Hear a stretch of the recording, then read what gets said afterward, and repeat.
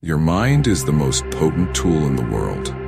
Once you put away your phones and your computers and all that we have nowadays, yeah, that's great. We're up to date. But your mind is the only thing you have when you're going through despair, when you're going through difficult times, you're going through loss. Real life, you can't Google that. You're alone. You spend a lot of time alone, even if you see a therapist or a best friend. Your mind talks to you in many ways and tries to control you. If you don't control your mind, it will control you. You need to guide your mind on where to go and how to get there. If you don't, it's over. What existed for me was, okay, how am I going to make this work? And all I knew back then was hard work. The only way anything gets achieved. That's all I heard back in those days. You got to work hard, you got to work hard. I'm not getting I can't get this composition. I can't remember what the heck's in this composition to pass this test to get in the military. Read it again, still not getting it, read it again. But if you're not getting it, write it. And that's how we all began understanding. Okay, well I gotta write out everything I do and then write it out again and write it out again. And guess what occurred? I got it. I can't swim. I'm negatively buoyant. Return again. I can't swim. Return again. I got it. I realized if I keep returning and returning and returning until the just becomes your mind was secure. All right, we're going to figure it out because he is not going to cease. It's not like I'm going to attempt one more time. No, it's just like alarm clock rings. We're returning. I can't read correctly. We're returning. I gave myself no escape and my mind understood that it's all right. We're going to adjust and conquer now. Like many people say, striving hard. You're my buddy. You know, this guy's nonsense, bro. This guy's deceiving. There's no truth behind it. Such as, when I was in the Navy, still instructing people, how were you there for 18 months? The program was only 6 months long. You were in 3 hell weeks in 1 year. No one's ever done that. How did you do that? I discussed the new standard. When I lived in a $7 a month place when I was growing up for a brief period of time, I loved it. I am not any different. That was my usual. Once we left that place, we moved to a $236 a month place. I was like, I never want to return to that little piece of. But if you go back to that $7 a month place and you realize this is where I reside, this is all I have, your mind says, Roger, this is home. So when I was going through Navy SEAL training for 18 months and going back through all the difficult parts repeatedly, I told myself after the first time I knew it was going to be a long journey. My body was deteriorating. It was just how it was progressing. I said, you know what? This is my new normal. So my mind said, like going to work. Like you go to work, you put your suit and tie on. I go into suffering every day, suffering, being broken, taping my feet up, stress fracture, shin splints, being broken. This is my new normal. And your mind says, if we're not shattered, this isn't typical. We have to be shattered. So then your mind starts to get tougher and tougher and more hardened. How did you run on shattered feet, shattered shins? My mind knew this is how we function. We're in Navy SEAL training. This is what we are. I became hell, and that became my new standard. I gave myself no escape. There was nothing outside these walls of hell. Nothing. I transformed. I adore God, but for a brief period, I turned into the devil because that was torment. I transformed.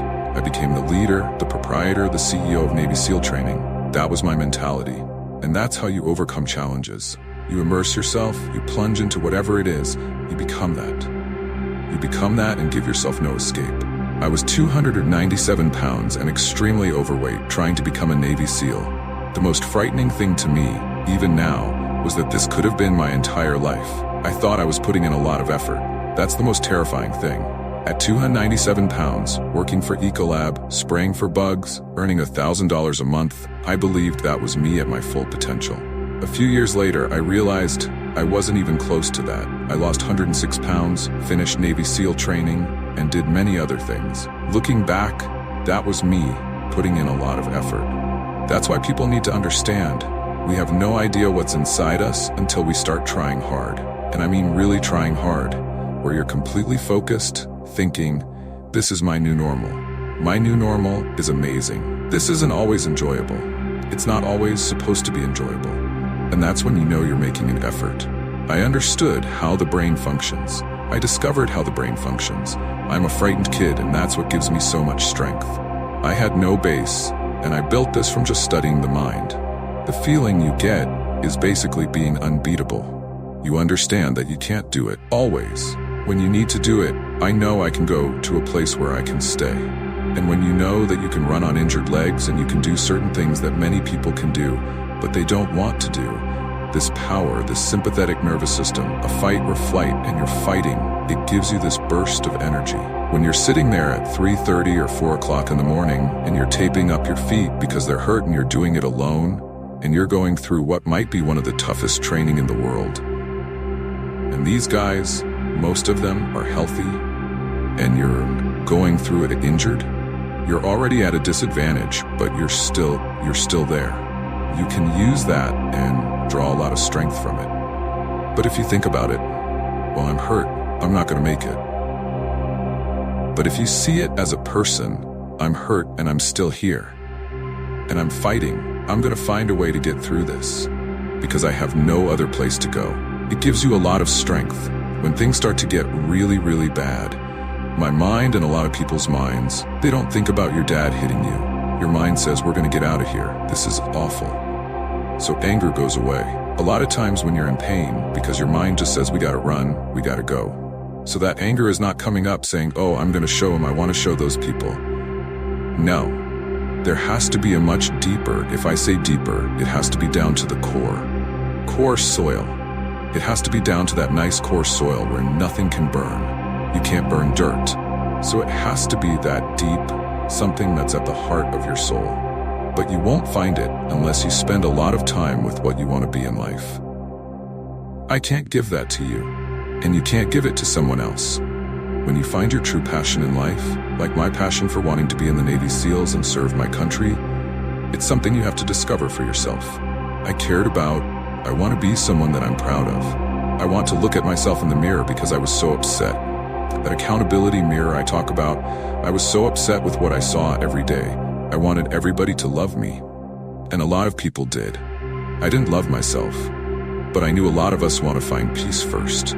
I always talk about this hardship and misery, and I'm calm right now because I went through that. You don't find calmness first. If you do, Merry Christmas. More power to you.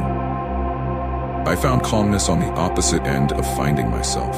And no one really finds themselves without going through challenges, difficulties, hardship, responsibility, and responsibility. It's hardship, being responsible every day for doing right for yourself, for the people next to you. It's tough, it's difficult. So even the smallest details,